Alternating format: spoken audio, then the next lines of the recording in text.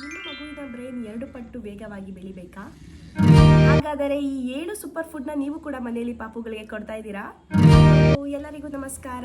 Welcome to the Kavya YouTube channel. ಎಲ್ಲರೂ ಹೇಗಿದ್ದೀರಾ? I hope ಎಲ್ಲರೂ ಕೂಡ ಚೆನ್ನಾಗಿದ್ದೀರಾ ಅಂದ್ಕೊಂಡಿದ್ದೀನಿ. ನಾನು ಕೂಡ ತುಂಬ ಚೆನ್ನಾಗಿದ್ದೀನಿ ಅಂತ ಹೇಳಕ್ಕೆ ಇಷ್ಟಪಡ್ತೀನಿ. ಯಾರೆಲ್ಲ ನನ್ನ ಚಾನಲ್ನ ಸಬ್ಸ್ಕ್ರೈಬ್ ಆಗಿಲ್ಲ, ದಯವಿಟ್ಟು ನನ್ನ ಚಾನಲ್ನ ಸಬ್ಸ್ಕ್ರೈಬ್ ಮಾಡ್ಕೊಳ್ಳಿ, ಸಪೋರ್ಟ್ ಮಾಡಿ ಅಂತ ನಾನು ರಿಕ್ವೆಸ್ಟ್ ಮಾಡ್ಕೊತೀನಿ. ಎನಿವೇ, ಇವತ್ತು ಒಂದು ಟಾಪಿಕ್ ಜೊತೆ ಬಂದಿದ್ದೀನಿ. ಖಂಡಿತವಾಗ್ಲೂ ಒಂದು ಕ್ಯೂರಿಯಾಸಿಟಿ ಇರುವಂಥ ಟಾಪಿಕ್ಕು. ಯಾರಿಗೆ ತಾನೇ ನಮ್ಮ ಮಕ್ಕಳು ತುಂಬ ಚೆನ್ನಾಗಿ ಇಂಟೆಲಿಜೆಂಟ್ ಆಗಬೇಕು, ಆನಂತರ ಎಲ್ಲದರಲ್ಲೂ ಫಸ್ಟ್ ಇರಬೇಕು, ಎಲ್ಲದರಲ್ಲೂ ಫಸ್ಟ್ ಬರಬೇಕು, ಓದೋದ್ರಲ್ಲಿ, ಸ್ಪೋರ್ಟ್ಸಲ್ಲಿ, ಡ್ಯಾನ್ಸಲ್ಲಿ, ಕರಿಕ್ಯುಲರ್ ಆ್ಯಕ್ಟಿವಿಟೀಸಲ್ಲಿ ಎಲ್ಲದರಲ್ಲೂ ಫಸ್ಟ್ ಇರಬೇಕು ಅಂತ ಯಾವ ತಾಯಿ ತಾನೇ ಇಷ್ಟ ಇರಲ್ಲ ಅಲ್ವಾ? ಎಲ್ಲ ತಾಯಿದಿರ್ಗೂ ಕೂಡ ನಮ್ಮ ಮಗುದೇ ಫಸ್ಟ್ ಇರಬೇಕು ಅಂತ ತುಂಬ ಆಸೆ ಪಡೋದು, ದಟ್ಸ್ ಕಾಮನ್.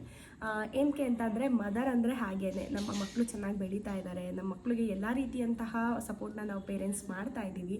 ನಮ್ಮ ಮಕ್ಕಳು ತುಂಬ ಚೆನ್ನಾಗಿ ಇಂಟೆಲಿಜೆಂಟ್ ಆಗಬೇಕು, ಅವ್ರ ಬ್ರೈನ್ ಡೆವಲಪ್ಮೆಂಟಲ್ಲಿ ತುಂಬ ಚೆನ್ನಾಗಿ ಇನ್ಕ್ರೀಸ್ ಆಗಬೇಕು ಅಂತ ಹೇಳಿ ಕೆಲವೊಂದು ಟ್ರಿಕ್ಸ್ಗಳನ್ನ ಮತ್ತು ಕೆಲವೊಂದು ಫುಡ್ಗಳನ್ನ ತುಂಬ ಚೆನ್ನಾಗಿ ನಮ್ಮ ಮದರ್ಸು, ಪೇರೆಂಟ್ಸ್, ಎಸ್ಪೆಷಲಿ ಪೇರೆಂಟ್ಸ್ ಎಲ್ಲರೂ ಟ್ರೈ ಮಾಡ್ತಿರ್ತೀರ, ಹೌದಲ್ವಾ? ಮಗು ಹುಟ್ಟಿದ ಮೊದಲ 3 ವರ್ಷದಲ್ಲೇ ಮಗುವಿನ ಬ್ರೈನ್ ಅನ್ನೋದು ತುಂಬ ಚೆನ್ನಾಗಿ ಡೆವಲಪ್ಮೆಂಟ್ ಆಗ್ತಾ ಇರುತ್ತೆ. ಹಾಗಾಗಿ ಈ ಗೋಲ್ಡನ್ ಪೀರಿಯಡಲ್ಲಿ ಸರಿಯಾದ ಆಹಾರ, ಸರಿಯಾದ ಫುಡ್ ಅನ್ನೋದು ನಿಮ್ಮ ಮಗುವಿಗೆ ಕೊಡ್ತೀರಾ ಅನ್ನೋದು ತುಂಬ ಇಂಪಾರ್ಟೆಂಟ್ ಆಗುತ್ತೆ. ಬುದ್ಧಿಶಕ್ತಿ ಹೆಚ್ಚಿಸುತ್ತೆ, ಒಳ್ಳೆ ಸ್ಕಿಲ್ ಅನ್ನೋದು ತುಂಬ ವೇಗವಾಗಿ ಬೆಳೆಯುತ್ತದೆ. ಸೊ ಹಾಗಾಗಿ ಈ ಸಮಯದಲ್ಲಿ ನಿಮ್ಮ ಮಗುವಿನ ಬ್ರೈನ್ ಪವರ್ ಬೂಸ್ಟ್ ಮಾಡೋದಕ್ಕೆ ಯಾವ ಆಹಾರಗಳನ್ನು ಕೊಡಬೇಕು ಅನ್ನೋಂತ ಹೇಳೋದಾದರೆ, ಎಸ್ಪೆಷಲಿ ಸರ್ಟಿಫಿಕ್ ಆಗಿ ಪ್ರೂವ್ ಆಗಿರುವಂತಹ ಆಹಾರಗಳು ಬಗ್ಗೆ ಮಾತಾಡೋಣ ನಾವು. ಅದರಲ್ಲೂ ಯಾವ ತಿಂಗಳಲ್ಲಿ ಮಗುವಿಗೆ ಯಾವ ರೀತಿ ಫುಡ್ನ ಕೊಡಬೇಕು, ಯಾವ ವರ್ಷದಲ್ಲಿ ಮಗುವಿಗೆ ಯಾವ ರೀತಿ ಆಹಾರವನ್ನು ನಾವು ಅಭ್ಯಾಸ ಮಾಡಿಸ್ಬೇಕು ಅನ್ನೋದು ಕೂಡ ತುಂಬ ಇಂಪಾರ್ಟೆಂಟ್ ಆಗುತ್ತೆ. ಮಗುವಿನ ಬುದ್ಧಿಶಕ್ತಿ ಹೆಚ್ಚಿಸುವ 10 ಟಿಪ್ಸ್ಗಳನ್ನು ಇವತ್ತಿನ ಸಂಚಿಕೆಯಲ್ಲಿ ನಾನು ತಿಳಿಸ್ತಾ ಇದ್ದೀನಿ. ಖಂಡಿತವಾಗ್ಲೂ ಯಾರೆಲ್ಲ ನನ್ನ ಚಾನಲ್ನ ನೋಡ್ತಾ ಇದ್ದೀರಾ, ದಯವಿಟ್ಟು ಸಪೋರ್ಟ್ ಮಾಡಿ ಅಂತ ಹೇಳಕ್ಕೆ ಇಷ್ಟಪಡ್ತೀನಿ. ಇವತ್ತಿನ ಟಾಪಿಕ್ ಬಂದು ತುಂಬ ಇಂಪಾರ್ಟೆಂಟ್ ಆಗಿರುವಂತಹ ಟಾಪಿಕ್ಕು. ಅದರಲ್ಲೂ ಈಗಿನ ಕಾಲದಲ್ಲಿ ಖಂಡಿತವಾಗ್ಲೂ ಎಲ್ಲರೂ ಪೇರೆಂಟ್ಸ್ಗಳು ನೋಡಬೇಕಾಗಿರುವಂತಹ ಸಂಚಿಕೆ ಆಗಿದೆ. ಹಾಗಾಗಿ ಏನಕ್ಕೆ ಅಂತ ಅಂದರೆ, ನಮ್ಮ ಮಕ್ಕಳು ಎಷ್ಟೇ ಚೆನ್ನಾಗಿ ನೋಡಿಕೊಂಡ್ರು ಕೂಡ, ಏನೇ ಮಾಡಿದ್ರು ಕೂಡ ಸರಿಯಾಗಿ ಓದ್ತಾ ಇಲ್ಲ, ಯಾವುದೇ ರೀತಿ ಇಂಟ್ರೆಸ್ಟ್ನ ತೋರಿಸ್ತಾ ಇಲ್ಲ ಆ್ಯಕ್ಟಿವಿಟೀಸ್ಗಳಲ್ಲಿ ಅಂತ ನೀವು ಸ್ವಲ್ಪ ಪೇರೆಂಟ್ಸು ಯೋಚನೆ ಮಾಡೋದಾದರೆ, ಖಂಡಿತವಾಗ್ಲೂ ಈ ವಿಡಿಯೋ ನಿಮಗೆ ತುಂಬ ಯೂಸ್ಫುಲ್ ಆಗುತ್ತೆ. ಅಂದಾಗಿ ಯಾವ ರೀತಿ ಫುಡ್ನ ಕೊಡಬೇಕು ಮಕ್ಕಳಿಗೆ, ಚಿಕ್ಕ ವಯಸ್ಸಿಂದನೇ ನಾವು ಯಾವ ರೀತಿ ಫುಡ್ನ ನಾವು ಮಕ್ಕಳಿಗೆ ಪ್ರಿಪೇರ್ ಮಾಡಿ ಕೊಡ್ತೀವಿ, ಯಾವ ರೀತಿ ಅಭ್ಯಾಸ ಮಾಡಿಸ್ತೀವಿ ಅನ್ನೋದು ಕೂಡ ತುಂಬ ಇಂಪಾರ್ಟೆಂಟ್ ಆಗುತ್ತೆ ಪೇರೆಂಟ್ಸ್. ಹಾಗಾಗಿ ಖಂಡಿತವಾಗ್ಲೂ ಇವತ್ತಿನ ಸಂಚಿಕೆಯಲ್ಲಿ ಕೆಲವೊಂದು ಆಹಾರದ ಬಗ್ಗೆ, ಮಗುವಿನ ಬ್ರೈನ್ ಡೆವಲಪ್ಮೆಂಟ್ನ ಆಹಾರದ ಬಗ್ಗೆ ಖಂಡಿತವಾಗ್ಲೂ ನಾನು ಇವತ್ತಿನ ಸಂಚಿಕೆಯಲ್ಲಿ ತಿಳಿಸ್ತಾ ಇದ್ದೀನಿ. ದಯವಿಟ್ಟು ಯಾರೆಲ್ಲ ನನ್ನ ಚಾನಲ್ನ ಸಬ್ಸ್ಕ್ರೈಬ್ ಮಾಡ್ಕೊಳ್ದಲ್ಲೇ ನೋಡ್ತಾ ಇದ್ದೀರಾ, ದಯವಿಟ್ಟು ನನ್ನ ಚಾನಲ್ನ ಸಬ್ಸ್ಕ್ರೈಬ್ ಮಾಡ್ಕೊಳ್ಳಿ, ಆನಂತರ ನಿಮಗೆ ಸಪೋರ್ಟ್ ಮಾಡಿ ಅಂತ ನಾನು ರಿಕ್ವೆಸ್ಟ್ ಮಾಡ್ಕೊತೀನಿ. ಬನ್ನಿ ವಿಡಿಯೋ ನೋಡ್ಕೊಂಡು ಬರೋಣ. ಮಗುವಿನ ಬುದ್ಧಿಶಕ್ತಿಯನ್ನು ಹೆಚ್ಚಿಸಲು 10 ಟಿಪ್ಸ್ಗಳನ್ನ ತಗೊಂಡು ಬಂದಿದ್ದೀನಿ. ಮೊದಲನೇ ಟಿಪ್ಸು ಯಾವುದು ಅಂತ ಹೇಳೋದಾದರೆ, ಪೌಷ್ಟಿಕ ಆಹಾರ ಕೊಡಿ, ಅಂದರೆ ಹೆಲ್ದಿ ಫುಡ್. ಖಂಡಿತವಾಗ್ಲೂ ಪೌಷ್ಟಿಕ ಆಹಾರ ಅನ್ನೋದು ಮಕ್ಕಳಿಗೆ ತುಂಬ ಇಂಪಾರ್ಟೆಂಟ್ ಆಗುತ್ತೆ. ಅದರಲ್ಲೂ ಈಗಿನ ಕಾಲದಲ್ಲಿ ಏನೇ ತಿಂದರೂ ಕೂಡ ನೀವು ನೋಡಿರ್ತೀರ, ಏನಂತಂದರೆ ಆರ್ಟಿಫಿಷಿಯಲ್ಲೇ ಇರುತ್ತೆ. ಯಾವುದೂ ಕೂಡ ಒರಿಜಿನಲ್ ಅನ್ನೋದು, ಜೆನ್ಯೂನ್ ಫುಡ್ ಅನ್ನೋದು ಖಂಡಿತವಾಗ್ಲೂ ಈಗಿನ ಪ್ರಪಂಚದಲ್ಲಿ ಸ್ವಲ್ಪ ಸಿಗೋದು ಕಷ್ಟ. ಹಾಗಾಗಿ ತುಂಬ ಪೌಷ್ಟಿಕ ಇರುವಂತಹ ಆಹಾರಗಳನ್ನು ಮಕ್ಕಳಿಗೆ ಕೊಡೋದ್ರಿಂದ ತುಂಬ ಒಳ್ಳೆಯದು. ಅದು ಯಾವ್ದ್ಯಾವುದು ಅಂತ ನೋಡೋದಾದ್ರೆ, ಬಾದಾಮಿ, ಹಾಲು, ಆನಂತರ ತರಕಾರಿ, ಅದರಲ್ಲೂ ಹಸಿರು ತರಕಾರಿ, ಇವುಗಳು ಮಗುವಿನ ಬ್ರೈನ್ ಡೆವಲಪ್ಮೆಂಟಿಗೆ ತುಂಬಾ ಸಹಕಾರಿಯಾಗಿರುತ್ತದೆ. ಅದರಲ್ಲೂ ನೀವು ಬಾದಾಮಿ, ಆನಂತರ ಈ ಐರನ್ ಇರುವಂತಹ ಕೆಲವೊಂದು ಪ್ರೋಟೀನ್ಗಳು, ಮೊಟ್ಟೆ, ಎಗ್ಗು, ನಾನ್ ವೆಜ್ಜು ಅದೆಲ್ಲ ಕೊಟ್ಟರೆ ಖಂಡಿತವಾಗ್ಲೂ ಮಕ್ಕಳಿಗೆ ತುಂಬ ಹೆಲ್ದಿ, ಮತ್ತು ಮಗುವಿನ ಬ್ರೈನ್ ಡೆವಲಪ್ಮೆಂಟಲ್ಲೂ ಕೂಡ ತುಂಬ ಒಳ್ಳೆ ರೆಸ್ಪಾನ್ಸ್ ಸಿಗುತ್ತೆ, ತುಂಬ ಒಳ್ಳೆ ರಿಸಲ್ಟ್ ಸಿಗುತ್ತೆ ಅಂತಲೇ ಹೇಳ್ಬೋದು. ಆನಂತರ ನೆಕ್ಸ್ಟು ಈ ಹಸಿರು ತರಕಾರಿ ಅಂತ ಹೇಳೋದಾದರೆ, ಮತ್ತು ಹಸಿರು ಸೊಪ್ಪು ಅನ್ನೋದಾದರೆ ಖಂಡಿತವಾಗ್ಲೂ ತುಂಬ ಒಳ್ಳೆಯದು. ಈ ಕ್ಯಾರೆಟು, ಬೀನ್ಸು, ಆನಂತರ ಕೆಲವೊಂದು ವಿವಿಧ ರೀತಿಯಾದ ವೆರೈಟಿಯಾಗಿ ಮಾಡಿಕೊಟ್ರೆ ಖಂಡಿತವಾಗ್ಲೂ ಮಕ್ಕಳು ಇಷ್ಟಪಟ್ಟು ತಿಂತಾರೆ. ಮತ್ತು ಡೈರಿ ಉತ್ಪನ್ನಗಳಲ್ಲಿ ಬರೋದಾದರೆ ಖಂಡಿತವಾಗ್ಲೂ ಹಾಲು, ಮೊಸರು, ಬೆಣ್ಣೆ, ತುಪ್ಪ ಇದೆಲ್ಲ ಒಳ್ಳೆ ಫ್ಯಾಟ್, ಅಂದರೆ ಇದೆಲ್ಲ ಗುಡ್ ಫ್ಯಾಟ್ ಇರುವಂತಹ ಆಹಾರ ಆಗಿರುತ್ತೆ. ಖಂಡಿತವಾಗ್ಲೂ ಇದನ್ನು ಕೊಡೋದ್ರಿಂದ ಮಕ್ಕಳಿಗೂ ಕೂಡ ತುಂಬ ಒಳ್ಳೆಯದಿದೆ. ನೆಕ್ಸ್ಟು ಹಣ್ಣಿನ ವಿಚಾರಕ್ಕೆ ಬಂದರೆ, ಸೀಸನಿಗೆ ತಕ್ಕಂತೆ ನೀವು ಕೊಡಬೇಕಾಗುತ್ತೆ. ಇವಾಗ ಸೀಸನ್ ತಕ್ಕಂತೆ ಅನ್ನೋದಾದರೆ, ಇವಾಗ ಬೇಸಿಗೆಗಾಲ ಇರುತ್ತೆ. ಬೇಸಿಗೆಗಾಲದಲ್ಲಿ ನೀವು ಯಾವುದೇ ರೀತಿ ಶೀತ ಇರುವಂಥ ಹಣ್ಣನ್ನು ಕೊಟ್ಟರೆ ಖಂಡಿತವಾಗ್ಲೂ ಯಾವುದೇ ರೀತಿ ಪ್ರಾಬ್ಲಮ್ ಆಗೋದಿಲ್ಲ. ಮತ್ತು ಬೇಸಿಗೆಗಾಲದಲ್ಲಿ ಕೆಲವೊಂದು ಫ್ರೂಟ್ಸು, ಬನಾನಾ, ಆನಂತರ ಆರೆಂಜ್, ನೆಕ್ಸ್ಟು ಬಂದು ಪಪಾಯ, ಪೈನಾಪಲ್, ಇದನ್ನೆಲ್ಲ ಮಕ್ಕಳಿಗೆ ಸ್ವಲ್ಪ ಲೈಟಾಗೆ ಕೊಡ್ಬೋದು. ನೆಕ್ಸ್ಟು ಇನ್ನೇನಾದರೂ ವೆಟ್ಟರ್ ಸೀಸನ್ ಅಂತಂದರೆ, ಈ ಮಳೆಗಾಲ, ಚಳಿಗಾಲ ಅಂತ ಬಂದರೆ ಸ್ವಲ್ಪ ಏನು ಅವಾಯ್ಡ್ ಮಾಡ್ತೀರಾ, ಈ ಆರೆಂಜ್ ಅನ್ನೋದನ್ನ ಖಂಡಿತವಾಗ್ಲೂ ಅವಾಯ್ಡ್ ಮಾಡ್ತೀರಾ. ಮತ್ತು ಪೊಮೊಗ್ರೆನೇಟ್ ತುಂಬ ಒಳ್ಳೆಯದು, ದಾಳಿಂಬೆ ಹಣ್ಣು ಕೂಡ ತುಂಬ ಒಳ್ಳೆಯದು, ಗ್ರೇಪ್ಸು ಕೂಡ ತುಂಬ ಒಳ್ಳೆಯದು. ಎಲ್ಲ ರೀತಿಯ ಹಣ್ಣುಗಳು ಕೂಡ ಮಕ್ಕಳಿಗೆ ಅಭ್ಯಾಸ ಮಾಡೋದ್ರ ಮೇಲೆ ಡಿಪೆಂಡ್ ಆಗುತ್ತೆ. ಕೆಲವು ಮಕ್ಕಳಿಗೆ ಅಭ್ಯಾಸ ಇಲ್ಲ ಅನ್ನೋದಾದರೆ ಅಭ್ಯಾಸ ಮಾಡಿಸಿ ಎಲ್ಲ ಫುಡ್ಡನ್ನು ಕೂಡ, ಎಲ್ಲ ತರಕಾರಿ ಆನಂತರ ಎಲ್ಲ ಹಣ್ಣುಗಳನ್ನೆಲ್ಲ ಅಭ್ಯಾಸ ಮಾಡಿಸಿ ಅವಾಗ ಸರಿ ಹೋಗುತ್ತೆ. ಅಭ್ಯಾಸ ಇಲ್ಲ ಅಂದಾಗ ಮಾತ್ರ ಈ ಸ್ವಲ್ಪ ಕೋಲ್ಡ್ ಆಗೋದು, ಕಫ ಆಗೋದು, ಆ ಥರ ಆಗೋದು. ಅಭ್ಯಾಸ ಮಾಡಿಸಿದಾಗ ಖಂಡಿತವಾಗ್ಲೂ ಯಾವುದೇ ರೀತಿ ಪ್ರಾಬ್ಲಮ್ ಆಗೋದಿಲ್ಲ ಅಂತ ಹೇಳ್ತೀನಿ. ನೆಕ್ಸ್ಟು ಈ ತರಕಾರಿ ವಿಷಯಕ್ಕೆ ಬಂದರೆ, ತರಕಾರಿ ಕ್ಯಾರೆಟು, ಬೀಟ್ರೋಟು, ಆಲೂಗೆಡ್ಡೆ, ಆನಂತರ ಹುಳ್ಳಿಕಾಯಿ, ಬೀನ್ಸು ಎಲ್ಲ ಈ ಹಸಿರು ಇರುವಂತಹ ತರಕಾರಿಗಳು ಕೂಡ ತುಂಬ ಒಳ್ಳೆಯದಿದೆ. ನಾರ್ಮಲಾಗಿ ನಾವು ಮನೇಲಿ ತರಕಾರಿ ಎಲ್ಲ ತಂದು ನೆಕ್ಸ್ಟು ಸ್ವಲ್ಪ ಕುಕ್ ಮಾಡಿ, ಸ್ವಲ್ಪ ದಾಲ್ ಹಾಕಿ, ಬೇಳೆ ಹಾಕಿ ಕುಕ್ ಮಾಡಿ ಮಕ್ಕಳಿಗೆ ಸ್ಮ್ಯಾಶ್ ಮಾಡಿ ಕೊಡೋದ್ರಿಂದ ಕೂಡ ತುಂಬ ಒಳ್ಳೆಯದು. ಇವುಗಳು ಮಗುವಿನ ಬ್ರೈನ್ ಡೆವಲಪ್ಮೆಂಟಿಗೆ ತುಂಬ ಇಂಪಾರ್ಟೆಂಟ್ ಆಗುತ್ತೆ. ಅಂದರೆ ಮೇಯ್ನ್ ಮಗುವಿನ ಬ್ರೈನ್ ಡೆವಲಪ್ಮೆಂಟಿಗೆ ಒಳ್ಳೆ ರೀತಿಯ ಕಾರ್ಯವನ್ನು ನಿರ್ವಹಿಸುತ್ತೆ ಅಂತಲೇ ಹೇಳ್ಬೋದು. ತುಂಬ ಯೂಸ್ಫುಲ್ ಆಗಿರುವಂತಹ ಪೌಷ್ಟಿಕ ಇರುವಂತಹ ಫುಡ್ ಆಗಿರುತ್ತದೆ. ಮತ್ತು ವೆಜ್ಜು ನಾನ್ ವೆಜ್ಜಲ್ಲಿ ಬಂದರೆ ಇಷ್ಟ ಆಯಿತು. ನಾನ್ ವೆಜ್ಜಲ್ಲಿ ಬಂದರೆ ಖಂಡಿತವಾಗ್ಲೂ ಎಗ್ ಅನ್ನೋದು ತುಂಬ ಒಳ್ಳೆಯದು. ಅದು ರಿಚ್ ಪ್ರೋಟೀನ್ ಇರುವಂತಹ ಫುಡ್ ಆಗಿರುತ್ತದೆ. ಎಗ್ ಅನ್ನೋದು ಖಂಡಿತವಾಗ್ಲೂ ಮಕ್ಕಳಿಗೆ ಡೈಲಿ ಕೊಡೋದ್ರಿಂದ ತುಂಬ ಒಳ್ಳೆಯದು. ಆನಂತರ ನೆಕ್ಸ್ಟು ಚಿಕನ್ನು ಮತ್ತು ಮಟನ್ನು ಇದೆಲ್ಲನೂ ಕೂಡ ತುಂಬ ಒಳ್ಳೆಯದು ಕೊಡ್ಬೋದು. ಬಟ್ ನಿಮ್ಮ ಏಜ್ ತಕ್ಕಂಗೆ ಮಗುವಿಗೆ ನೋಡಿಕೊಂಡು ಕೊಟ್ಟರೆ ಒಳ್ಳೆಯದು ಅಂತ ಹೇಳೋಕ್ಕೆ ಇಷ್ಟಪಡ್ತೀನಿ. ಅಂದರೆ ಇವಾಗ 1 ಇಯರ್ ಇರುತ್ತೆ ಬೇಬಿಗೆ. 1 ಇಯರ್ ಇರುವಂತಹ ಬೇಬಿಗೆ ಸರಿಯಾಗಿ ಇನ್ನು ಏನು ಟೀತ್ ಅನ್ನೋದು ಬಂದಿರೋದಿಲ್ಲ. ಹಾಗಾಗಿ ಸ್ವಲ್ಪ ಚೆನ್ನಾಗಿ ಬೇಯಿಸಿ ಆನಂತರ ಚೆನ್ನಾಗಿ ಸ್ಮ್ಯಾಶ್ ಮಾಡಿ ಕೊಡೋದ್ರಿಂದ ಯಾವುದೇ ರೀತಿ ತೊಂದರೆ ಆಗೋದಿಲ್ಲ ಅಂತ ಹೇಳೋಕ್ಕೆ ಇಷ್ಟಪಡ್ತೀನಿ.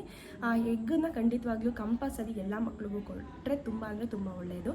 ಅದರಲ್ಲೂ ಕೆಲವರು ಎಗ್ ವೈಟ್ ಮಾತ್ರ ಕೊಡಬೇಕಾ, ಎಲ್ಲೋ ಕೊಡ್ಬೋದು ಅಂತ ಕೇಳ್ತಾರೆ.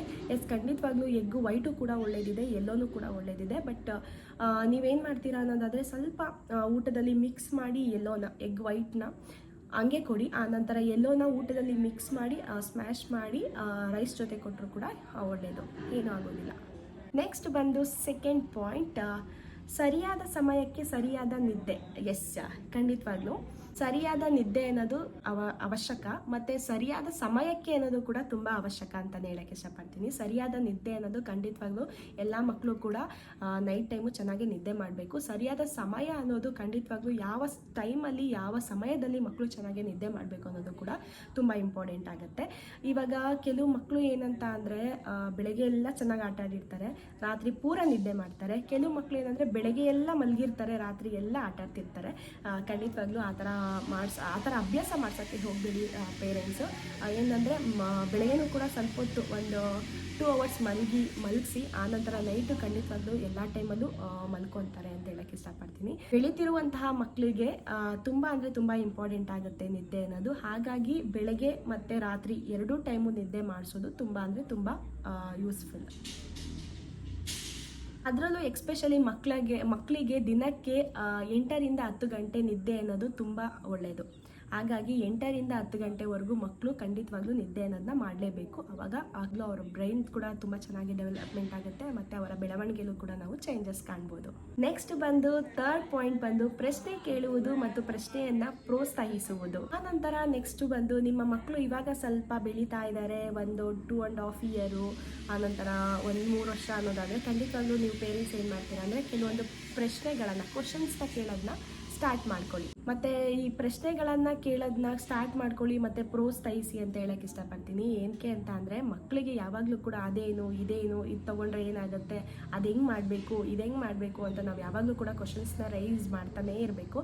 ಆವಾಗ ಅವ್ರ ಬ್ರೈನಲ್ಲಿ ಹೌದಾ ಇದು ಹಿಂಗಿದೆಯಾ ಹಂಗಿದೆಯಾ ಅನ್ನೋದು ಸ್ವಲ್ಪ ಥಿಂಕ್ ಮಾಡೋ ಲೆವೆಲ್ ತುಂಬ ಜಾಸ್ತಿ ಆಗುತ್ತೆ. ಮಕ್ಕಳು ಕೂಡ ಯಾಕೆ ಏನು ಹೇಗೆ ಅಂತ ಕೇಳಿದಾಗ ಖಂಡಿತವಾಗ್ಲೂ ಪೇರೆಂಟ್ಸ್ ಎಲ್ಲರೂ ಕೂಡ ಉತ್ತರ ಕೊಡಿ ಅಂತ ಹೇಳೋಕ್ಕೆ ಇಷ್ಟ. ಇದು ಮಗುವಿನ ಚಿಂತನೆಯ ಶಕ್ತಿಯನ್ನು ಹೆಚ್ಚಿಸುತ್ತದೆ. ಹಾಗಾಗಿ ತುಂಬ ಒಳ್ಳೆಯದು. ಮಗುನ ಯಾವಾಗಲೂ ಕೂಡ ಕ್ವಶನ್ನ ಕೇಳ್ತಾರೆ. ಮಕ್ಕಳು ಕೂಡ ನಿಮ್ಮ ಜೊತೆ ಚೆನ್ನಾಗಿ ಅವ್ರು ಕ್ವಶನ್ ಕೇಳಿದಾಗ ನೀವು ಕೂಡ ಅದಕ್ಕೆ ಎಲ್ಲದಕ್ಕೂ ಕೂಡ ಉತ್ತರ ಹೇಳೋಕ್ಕೆ ರೆಡಿಯಾಗಿ ಅಂತ ಹೇಳಕ್ಕೆ ಇಷ್ಟಪಡ್ತೀನಿ. ಮತ್ತು ಅವರು ಕ್ವಶನ್ ಕೇಳಿದ ತಕ್ಷಣ ನೀವು ಆನ್ಸರ್ ಮಾಡಬೇಕು. ನೀವು ಕೂಡ ಅವ್ರಿಗೆ ರಿಟರ್ನ್ ಕ್ವಶನ್ಸ್ನ ಕೇಳ್ತಾ ಇರಬೇಕು. ಅದಂದರೆ ಏನು, ಇದಂದರೆ ಏನು, ಇದು ತೊಗೊಂಡ್ರೆ ಏನಾಗುತ್ತೆ, ಇದರಿಂದ ಏನೇನು ಮಾಡ್ಬೋದು, ಇದನ್ನು ಯಾವ ರೀತಿ ಯೂಸ್ ಮಾಡ್ಬೋದು ಅಂದರೆ ವಸ್ತುಗಳನ್ನು ಇಟ್ಕೊಂಡು ನೀವು ಮಕ್ಕಳಲ್ಲಿ ತುಂಬ ಚೆನ್ನಾಗಿ ಕ್ವಶನ್ಸ್ನ ಕೇಳ್ತಾರೆ. ಅವರು ಕೂಡ ನಿಮಗೆ ಕೇಳ್ತಾರೆ ಇದನ್ನ ಎಲ್ಲಿ ತೊಗೊಳ್ಳೋದು, ಇದನ್ನು ಎಲ್ಲಿ ಹಾಕೋದು, ಇದನ್ನು ಹೇಗೆ ಮಾಡಬೇಕು ಅಂತ ಹೇಳಿ. ಹಾಗಾಗಿ ಇದು ತುಂಬ ಯೂಸ್ಫುಲ್ ಅಂತಲೇ ಹೇಳ್ಬೋದು. ಇದು ನಮ್ಮ ಥರ್ಡ್ ಪಾಯಿಂಟ್ ಆಗಿರುತ್ತೆ. ನೆಕ್ಸ್ಟ್ 4th ಪಾಯಿಂಟ್ ಬಂದು ಪುಸ್ತಕ ಓದುವ ಅಭ್ಯಾಸ. ಮೇನ್ ಮಕ್ಕಳಿಗೆ ಪುಸ್ತಕ ಓದುವ ಅಭ್ಯಾಸವನ್ನ ಬೆಳೆಸಿದ್ರೆ ತುಂಬಾ ಅಂದ್ರೆ ತುಂಬಾ ಒಳ್ಳೇದು. ಏನಕ್ಕೆ ಅಂದ್ರೆ ನಾವು ಕೂಡ ಪುಸ್ತಕ ಓದೋದ್ರಿಂದ, ಬುಕ್ನ ಓದೋದ್ರಿಂದ ನಮ್ಮ ನಾಲೆಜ್ ಕೂಡ ತುಂಬಾ ಚೆನ್ನಾಗಿ ಇಂಪ್ರೂವ್ ಆಗುತ್ತೆ. ಹಾಗಾಗಿ ಮಕ್ಕಳಿಗೂ ಕೂಡ ಅದನ್ನೇ ಕಲಿಸೋದ್ರಿಂದ ತುಂಬಾ ಯೂಸ್ಫುಲ್ ಇದೆ. ಮುಂದೆ ಅವರ ಫ್ಯೂಚರ್ಗೆ ಆಗಿರ್ಬೋದು, ನೆಕ್ಸ್ಟ್ ಅವರ ಎಜುಕೇಷನ್ಗೆ ಆಗಿರ್ಬೋದು ತುಂಬಾ ಅಂದರೆ ತುಂಬ ಯೂಸ್ಫುಲ್ ಆಗುತ್ತೆ. ಹಾಗಾಗಿ ಮಗು ಚಿಕ್ಕದಾಗಿಂದನೂ ಕೂಡ ಪುಸ್ತಕ ಓದೋದಕ್ಕೆ ಅಭ್ಯಾಸ ಮಾಡಿಸಿ ಅಂತ ನಾನು ಹೇಳ್ತೀನಿ. ಆನಂತರ ಅದರಲ್ಲೂ ಮನೆಯಲ್ಲಿರುವಂತಹ ದೊಡ್ಡವರು ಪುಸ್ತಕ ಓದಿ ಖಂಡಿತವಾಗ್ಲೂ ಮಕ್ಕಳು ಕೂಡ ನಿಮ್ಮ ಜೊತೆ ಕೂತ್ಕೊಂಡು ಪುಸ್ತಕ ಓದೋಕ್ಕೆ ಅಭ್ಯಾಸ ಮಾಡ್ಕೊತಾರೆ. ಎಕ್ಸಾಂಪಲ್ ಹೇಳೋದಾದ್ರೆ ಕತೆ ಪುಸ್ತಕಗಳು, ಆನಂತರ ನೀತಿ ಪುಸ್ತಕಗಳು, ಆನಂತರ ಕೆಲವೊಂದು ಫನ್ನಿ ಇರುವಂತಹ ಸ್ಟೋರಿ ಪುಸ್ತಕಗಳು, ಆನಂತರ ಇನ್ನು ವಿವಿಧ ರೀತಿಯ ಬುಕ್ಗಳು ಮತ್ತು ಸಾಧನೆ ಮಾಡಿರುವಂತಹ ವಿವಿಧ ರೀತಿಯ ವ್ಯಕ್ತಿಯ ಪುಸ್ತಕಗಳನ್ನು ಖಂಡಿತವಾಗ್ಲೂ ಓದಿ ಅವ್ರ ಮುಂದೆ. ಆಗ ಅವರು ಕೂಡ ಅದನ್ನು ಅಭ್ಯಾಸ ಮಾಡ್ಕೊಳ್ಳೋಕ್ಕೆ, ರೂಢಿ ಮಾಡ್ಕೊಳ್ಳೋಕ್ಕೆ ಪ್ರಯತ್ನ ಪಡ್ತಾರೆ. ಮತ್ತೆ ಇನ್ನೊಂದು ಹೇಳೋದಾದ್ರೆ ಜ್ಞಾನ ಪುಸ್ತಕಗಳು, ಇವುಗಳು ಕಲ್ಪನೆ ಮತ್ತು ಜ್ಞಾನಗಳನ್ನ ಹೆಚ್ಚಿಸುತ್ತದೆ ಅಂತಾನೆ ಹೇಳ್ಬೋದು. ಮತ್ತೆ ಇದರಿಂದ ಸ್ವಲ್ಪ ಮೆಮೊರಿ ಪವರ್ಗೆ ತುಂಬಾ ಅಂದ್ರೆ ತುಂಬಾ ಯೂಸ್ಫುಲ್ ಅಂತಾನೆ ಹೇಳ್ಬೋದು. ನಮ್ಮ ಮೆಮೊರಿ ಪವರ್ ಅಲ್ಲೂ ಕೂಡ ನಾವು ಏನು ಓದಿದ್ದೀವಿ, ಎಷ್ಟು ಓದಿದ್ದೀವಿ ಅನ್ನೋದ್ರು ಕೂಡ ನೆನಪಲ್ಲಿ ಇಟ್ಕೊಳ್ಳೋದಕ್ಕೆ ಒಂದು ಯೂಸ್ಫುಲ್ ಆಗಿರುವಂತಹ ಪುಸ್ತಕ ಓದುವಂತಹ ಅಭ್ಯಾಸ ಕೂಡ ಆಗಿದೆ. ನೆಕ್ಸ್ಟ್ 5 ಪಾಯಿಂಟ್ ಹೇಳೋದಾದ್ರೆ ಆಟಗಳ ಮೂಲಕ ಕಲಿಕೆ. Yes, activities. ಆಟ ಆಡೋದಂದ್ರೆ ಯಾರಿಗೆ ತಾನೇ ಇಷ್ಟ ಇರೋದಿಲ್ಲ, ಎಲ್ಲ ಮಕ್ಕಳಿಗೂ ಕೂಡ ತುಂಬ ಇಷ್ಟ ಆಗುತ್ತೆ ಆಟ ಆಡೋದು ಅಂತಂದರೆ. ಅದರಲ್ಲೂ ಎಕ್ಸ್ಪೆಷಲಿ ಈಗಿನ ಮಕ್ಕಳುಗಳಲ್ಲಿ ಸ್ವಲ್ಪ ಮೊಬೈಲು ಅನ್ನೋದು ಬಂದ್ಬಿಟ್ಟು ನಮ್ಮ ಜನ್ರೇಷನಲ್ಲಿರುವಂತಹ ಕೆಲವೊಂದು ಆಟಗಳನ್ನ ಖಂಡಿತವಾಗ್ಲೂ ನಮ್ಮ ಮಕ್ಕಳಿಗೆ ಮತ್ತೆ ನಾವು ಮರುಕಳಿಸ್ಬೇಕು ಅಂತ ಹೇಳಕ್ಕೆ ಇಷ್ಟಪಡ್ತೀನಿ. ಏಕೆಂದರೆ ಕೆಲವೊಂದು ಆಟಗಳನ್ನು ಖಂಡಿತವಾಗ್ಲೂ ಮಕ್ಕಳಿಗೆ ಗೊತ್ತಿರೋದಿಲ್ಲ.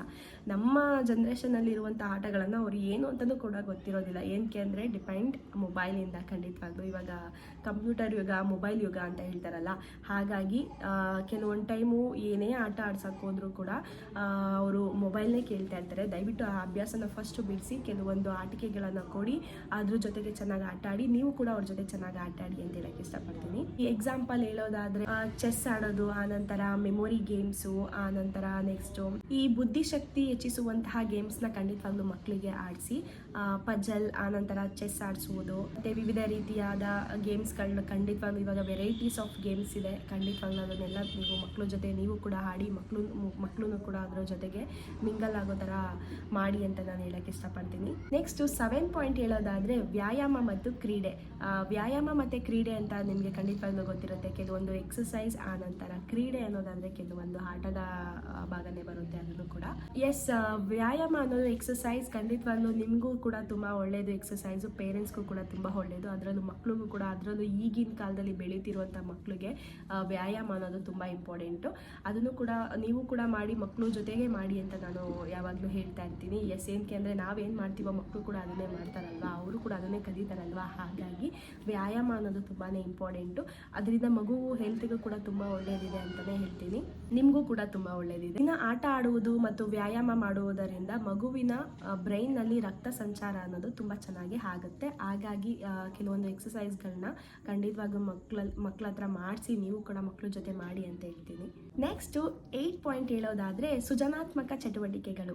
ಚಿತ್ರ ಬಿಡಿಸುವುದು ಅಂದರೆ ಡ್ರಾಯಿಂಗ್ಸು, ಆನಂತರ ನೃತ್ಯ ಅಂದರೆ ಡ್ಯಾನ್ಸ್ ಆಡುವಂಥದ್ದು, ಮತ್ತು ಸಂಗೀತ, ಸಾಂಗ್ ಹೇಳುವಂಥದ್ದು, ಇದನ್ನೆಲ್ಲ ಖಂಡಿತವಾಗ್ಲೂ ಈ ಥರ ಆಕ್ಟಿವಿಟೀಸ್ಗಳನ್ನ ಮಕ್ಕಳ ಕೈಲಿ ಯಾವಾಗಲೂ ಕೂಡ ಮಾಡಿಸ್ತಾನೆ ಇರಬೇಕು. ಇವುಗಳು ಕಲ್ಪನೆ ಮತ್ತು ಕೌಶಲ್ಯಗಳನ್ನು ತುಂಬ ಚೆನ್ನಾಗಿ ಅಭಿವೃದ್ಧಿಪಡಿಸುತ್ತದೆ ಅಂತಲೇ ಹೇಳ್ಬೋದು. ಮಕ್ಕಳ ಕಲ್ಪನೆಯನ್ನ ಮತ್ತೆ ಕೌಶಲ್ಯಗಳನ್ನ ಅಭಿವೃದ್ಧಿಪಡಿಸಲು ತುಂಬಾ ಸಹಕಾರಿಯಾಗಿರುತ್ತದೆ. ನೆಕ್ಸ್ಟ್ 9 ಪಾಯಿಂಟ್ ಹೇಳೋದಾದ್ರೆ ನಕಾರಾತ್ಮಕ ವಾತಾವರಣವನ್ನ ನಿರ್ಮಿಸಿ. ನಿಮ್ಮ ಮನೆಯಲ್ಲಿರುವಂತಹ ಪ್ರತಿಯೊಬ್ಬ ವ್ಯಕ್ತಿಗಳಾಗಿರ್ಬೋದು, ನಮ್ಮ ಗ್ರ್ಯಾಂಡ್ ಮದರ್, ಫಾದರ್, ಆನಂತರ ನಮ್ಮ ಅಜ್ಜಿ, ತಾತ, ರಿಲೇಟಿವ್ಸು, ಕಸಿನ್ಸು ಎಲ್ಲರೂ ಕೂಡ ಬರ್ತಾ ಇರ್ತಾರಲ್ವಾ, ಅವ್ರ ಜೊತೆ ಮಕ್ಕಳನ್ನ ಚೆನ್ನಾಗಿ ಬೆರೆಯೋಕೆ ಬಿಡಿ ಅಂತ ಹೇಳಕ್ಕೆ ಇಷ್ಟಪಡ್ತೀನಿ. ಏನಂತಂದರೆ ಸ್ವಲ್ಪ ಮಕ್ಕಳಿಗೆ ಇವಾಗಿಂದನೇ ಸ್ವಲ್ಪ ಸಂಸ್ಕೃತಿ, ಸಂಪ್ರದಾಯ ಅನ್ನೋದನ್ನ ಕಲಿಸಿ. ಏನಕ್ಕೆ ಅಂದರೆ ತುಂಬ ಒಳ್ಳೆಯದು. ಅದರಿಂದನೂ ಕೂಡ ಮಗುವಿನ ಬ್ರೈನಲ್ಲಿ ಒಳ್ಳೆ ಡೆವಲಪ್ಮೆಂಟ್ನ ನಾವು ಕಾಣ್ಬೋದು. ಮನೆಯಲ್ಲಿ ಮಕ್ಕಳ ಜೊತೆ ತುಂಬ ಒಳ್ಳೆ ಪ್ರೋತ್ಸಾಹ ನೀಡಿ, ಮಕ್ಕಳಿಗೆ ನೆಕ್ಸ್ಟ್ ಎಂಕರೇಜ್ ಮಾಡಿ, ಮಗುವನ್ನ ಪ್ರೀತಿ ಮಾಡಿ, ನೆಕ್ಸ್ಟು ಒಳ್ಳೆ ಭಾವನೆಯಿಂದ ನೋಡಿ, ಎಲ್ಲರ ಹತ್ರನೂ ಕೂಡ ಒಳ್ಳೆ ರೀತಿ ಮಾತಾಡಿ ಅಂತ ಹೇಳಕ್ಕೆ ಇಷ್ಟಪಡ್ತೀನಿ. ಮತ್ತೆ ನಕಾರಾತ್ಮಕ ವಾತಾವರಣ ನಿರ್ಮಿಸಿ ಅಂತ ಹೇಳಿದೆ ಅಲ್ವಾ ನಾನು. ನಕಾರಾತ್ಮಕ ವಾತಾವರಣ ನಿರ್ಮಿಸೋದ್ರಿಂದ ಮನೆಯಲ್ಲಿ ಮಗುವಿಗೆ ಪ್ರೋತ್ಸಾಹ ನೀಡಿದಂಗೆ ಅನ್ಸುತ್ತೆ, ಪ್ರೀತಿ ನೀಡಿದಂಗೆ ಅನ್ಸುತ್ತೆ, ಆನಂತರ ಮಗುವಿನ ಆತ್ಮವಿಶ್ವಾಸವನ್ನ ಹೆಚ್ಚಿಸುತ್ತದೆ. 10th ಪಾಯಿಂಟ್ ಹೇಳೋದಾದ್ರೆ last for the not least ಅಂತ ಅಲ್ಲ, ನಿಯಮಿತ ದಿನಚರಿ ರೊಟೀನ್ ಅಂತಲೇ ಹೇಳ್ಬೋದು. ನಮ್ಮ ದಿನಚರಿ ರೊಟೀನ್ ಖಂಡಿತವಾಗ್ಲೂ ತುಂಬ ಚೆನ್ನಾಗಿದ್ರೆ ನಮ್ಮ ಬೆಳವಣಿಗೆಯೂ ಕೂಡ ತುಂಬ ಚೆನ್ನಾಗಿರುತ್ತೆ. ಒಳ್ಳೆ ಡಿಸಿಪ್ಲಿನನ್ನು ಖಂಡಿತವಾಗ್ಲೂ ನಾವು ಕಲಿತೀವಿ. ಅದನ್ನು ಅಭ್ಯಾಸ ಮಾಡ್ಕೊಳ್ಳೋದು ತುಂಬ ಇಂಪಾರ್ಟೆಂಟ್ ಆಗುತ್ತೆ.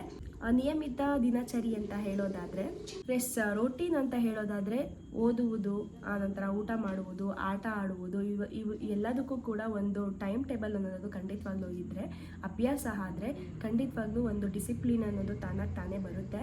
ಆನಂತರ ನೆಕ್ಸ್ಟು ಇವೆಲ್ಲದಕ್ಕೂ ಕೂಡ ಸಮಯವನ್ನು ನಿಗದಿಪಡಿಸಿದರೆ ಗಮನ ಮತ್ತು ನಿಯಮಶೀಲತೆ ಬರುತ್ತದೆ. ಗಾಯ್ಸ್, ನೋಡಿದ್ರಲ್ಲ, ಇವತ್ತಿನ ತುಂಬ ಸಿಂಪಲ್ ಆಗಿ ನಾನು ಇವತ್ತು ಎಕ್ಸ್ಪ್ಲೈನ್ ಮಾಡಿದ್ದೀನಿ. ತುಂಬ ಬ್ರೀಡಾಗಿ ಏನು ಎಕ್ಸ್ಪ್ಲೈನ್ ಮಾಡಿಲ್ಲ. ಏನಕ್ಕೆ ಅಂತ ಅಂದರೆ ಕೆಲವೊಂದು ಟಿಪ್ಸ್ನ ತುಂಬ ಸಿಂಪಲ್ ಆಗಿ ಹೇಳೋದ್ರಿಂದ ಖಂಡಿತವಾಗ್ಲೂ ಜಾಸ್ತಿ ಕೊರಿತವ್ರೆ ಅನ್ನೋದಕ್ಕಿಂತ ತುಂಬ ಶಾರ್ಟ್ ಕಟ್ಟಾಗಿ ಹೇಳೋದ್ರಿಂದ ತುಂಬ ಒಳ್ಳೆಯದು. ಹಾಗಾಗಿ ಆ ಥರ ಅನಿಸ್ತು, ನನಗೆ ಆ ಥರ ಫೀಲ್ ಆಯಿತು. ಹಾಗಾಗಿ ನಾನು ಅಷ್ಟು ಮಾತ್ರ ನಾನು ಎಕ್ಸ್ಪ್ಲೈನ್ ಮಾಡಿದ್ದೀನಿ. ಗಾಯ್ಸ್, ಇಷ್ಟೋ ತನಕ ನನ್ನ ವಿಡಿಯೋ ನೋಡಿದ್ದಕ್ಕೆ ಎಲ್ಲರಿಗೂ ಕೂಡ ತುಂಬ ಧನ್ಯವಾದಗಳು. ತುಂಬ ಜಾಸ್ತಿಯಾಗಿ ನಾನು ಯಾವುದನ್ನು ಕೂಡ ಹೇಳಿಲ್ಲ, ತುಂಬ ಶಾರ್ಟಾಗಿ ಹೇಳಿದ್ದೀನಿ. ಖಂಡಿತವಾಗ್ಲೂ ಇದನ್ನೆಲ್ಲರೂ ಕೂಡ ಅರ್ಥ ಮಾಡ್ಕೊಳ್ಳಿ. ಮಗುವಿನ ಬ್ರೈನ್ ಡೆವಲಪ್ಮೆಂಟ್ ಬಗ್ಗೆ ನಾನು ಹೇಳಿರುವಂತಹ ಕೆಲವೊಂದು ಟಿಪ್ಸ್ನ ಫಾಲೋ ಮಾಡಿ. ಖಂಡಿತವಾಗ್ಲೂ ಮಗುವಿನ ಬ್ರೈನ್ ಡೆವಲಪ್ಮೆಂಟು ತುಂಬ ಚೆನ್ನಾಗಿ ಇಂಪ್ರೂವೈಸ್ ಆಗುತ್ತೆ. ಇನ್ನು ಕೆಲವೊಂದು ಫುಡ್ಡು ಕೂಡ ತುಂಬ ಇಂಪಾರ್ಟೆಂಟ್ ಆಗುತ್ತೆ ಮಗುವಿನ ಬ್ರೈನ್ ಡೆವಲಪ್ಮೆಂಟಿಗೆ. ಖಂಡಿತವಾಗ್ಲೂ ಯಾರೆಲ್ಲ ಪೇರೆಂಟ್ಸ್ ಇದ್ದೀರಾ, ನೀವು ಕೂಡ ಮನೆಯಲ್ಲಿ ಮಗುವಿಗೆ ಅದೇ ರೀತಿ ಫುಡ್ ಆಗಿರ್ಬೋದು, ಮತ್ತು ಆಟಿಕೆಗಳಾಗಿರ್ಬೋದು, ಅವ್ರ ಜೊತೆ ಓದೋದಾಗಿರ್ಬೋದು, ಅವ್ರ ಜೊತೆ ವ್ಯಾಯಾಮ ಮಾಡೋದಾಗಿರ್ಬೋದು, ಈ ಥರ ವಿವಿಧ ರೀತಿಯಾದ 10 ಟಿಪ್ಸ್ಗಳನ್ನ ನಾನು ಹೇಳಿದ್ದೀನಿ. ಖಂಡಿತವಾಗ್ಲೂ ಇದನ್ನು ಫಾಲೋ ಮಾಡೋದ್ರಿಂದ ಮಕ್ಕಳು ಕೂಡ ಬ್ರೈನ್ ಡೆವಲಪ್ಮೆಂಟಲ್ಲಿ ಅಂದರೆ ಮಕ್ಕಳು ಕೂಡ ತುಂಬ ಒಳ್ಳೆ ಬುದ್ಧಿವಂತರಾಗ್ತಾರೆ. ಆನಂತರ ಅವರಿಗೆ ತುಂಬ ನಾಲೆಜ್ ಕೂಡ ಇಂಪ್ರೂವ್ ಆಗುತ್ತೆ ಅಂತ ಹೇಳಕ್ಕೆ ಇಷ್ಟಪಡ್ತೀನಿ. ಗಾಯ್ಸ್, ಯಾರೆಲ್ಲ ನನ್ನ ವೀಡಿಯೋಸ್ನ ನೋಡ್ತಾ ಇದ್ದೀರಾ, ಯಾರೆಲ್ಲ ವೀಡಿಯೋಸ್ನ ನೋಡ್ತಾ ಇಲ್ಲ, ದಯವಿಟ್ಟು ಎಲ್ಲರೂ ಕೂಡ ನನ್ನ ವೀಡಿಯೋಸ್ನ ವಾಚ್ ಮಾಡಿ. ಅಂದಾಗೆ ಯಾರೆಲ್ಲ ನನ್ನ ಚಾನಲ್ನ ಸಬ್ಸ್ಕ್ರೈಬ್ ಆಗದಲ್ಲೇ ವಾಚ್ ಮಾಡ್ತಿದ್ದೀರಾ, ದಯವಿಟ್ಟು ಸಬ್ಸ್ಕ್ರೈಬ್ ಮಾಡ್ಕೊಳ್ಳಿ, ಆನಂತರ ವಾಚ್ ಮಾಡಿ. ಏನಕ್ಕೆ ಅಂತ ಅಂದರೆ ದಯವಿಟ್ಟು ನೀವು ಖಂಡಿತವಾಗ್ಲೂ ಸಪೋರ್ಟ್ ಮಾಡಿದ್ರೆ ಖಂಡಿತವಾಗ್ಲೂ ನಾವು ಕೆಲವೊಂದು ವೀಡಿಯೋಸ್ಗಳನ್ನ ಹಾಕೋದಕ್ಕೆ ತುಂಬ ಸಪೋರ್ಟ್ ಆಗುತ್ತೆ. ಹಾಗಾಗಿ ಎಂಕರೇಜ್ ಮಾಡ್ದಂಗೆ ಅನಿಸುತ್ತೆ. ಹಾಗಾಗಿ ನೀವು ನಮ್ಮ ವ್ಯೂವರ್ಸು ತುಂಬ ಚೆನ್ನಾಗಿ ನಮ್ಮ ವೀಡಿಯೋಗಳನ್ನ ನೋಡ್ತಾ ಇರಬೇಕು, ನೀವು ನಮಗೆ ಎಂಕರೇಜ್ ಮಾಡ್ತಾ ಇರಬೇಕು. ಖಂಡಿತವಾಗ್ಲೂ ನಿಮ್ಮ ಎಂಕರೇಜಿಂದ ನಾವು ಕೆಲವೊಂದು ವೀಡಿಯೋಸ್ಗಳನ್ನ ನಮ್ಮ ಯೂಟ್ಯೂಬ್ ಚಾನಲ್ಗಳಲ್ಲಿ ಅಪ್ಲೋಡ್ ಮಾಡೋಕ್ಕೆ ನಮಗೆ ಅನುಕೂಲ ಆಗುತ್ತೆ, ಎಂಕರೇಜ್ ಸಿಕ್ತಂಗೆ ಅನಿಸುತ್ತೆ. ಹಾಗಾಗಿ ಎಲ್ಲರ ಹತ್ರನೂ ಕೂಡ ನಾನು ರಿಕ್ವೆಸ್ಟ್ ಮಾಡ್ಕೊತಾ ಇರ್ತೀನಿ, ದಯವಿಟ್ಟು ನೀವು ನನ್ನ ಚಾನಲ್ಗೆ ಸಪೋರ್ಟ್ ಮಾಡಿ, ಎಂಕರೇಜ್ ಮಾಡಿ. ಇನ್ನೂ ಯಾರೆಲ್ಲ ನನ್ನ ಚಾನಲ್ನ ಸಬ್ಸ್ಕ್ರೈಬ್ ಮಾಡ್ಕೊಳ್ಳದೆ ನೋಡ್ತಾ ಇದ್ದೀರಾ, ದಯವಿಟ್ಟು ನನ್ನ ಚಾನಲ್ನ ಸಬ್ಸ್ಕ್ರೈಬ್ ಮಾಡ್ಕೊಳ್ಳಿ, ಲೈಕ್ ಮಾಡಿ, ಶೇರ್ ಮಾಡಿ ನಿಮ್ಮ ಫ್ಯಾಮಿಲಿ ಫ್ರೆಂಡ್ಸ್ಗೆ ಅಂತ ಹೇಳ್ತಾ ಇವತ್ತಿನ ಟಾಪಿಕ್ಕು ಇದಾಯಿತು, ಮಗುವಿನ ಬ್ರೈನ್ ಡೆವಲಪ್ಮೆಂಟ್ ಬಗ್ಗೆ. ಈ 10 ಟಿಪ್ಸ್ಗಳನ್ನ ಖಂಡಿತವಾಗ್ಲೂ ನೀವು ಕೂಡ ಫಾಲೋ ಮಾಡಿ ಹೇಳ್ತಾ, anyway thank you so much video ನೋಡಿದ್ದಕ್ಕೆ. ನೆಕ್ಸ್ಟ್ ವಿಡಿಯೋಗಳಲ್ಲಿ ಸಿಗ್ತೀನಿ. ಬಾಯ್.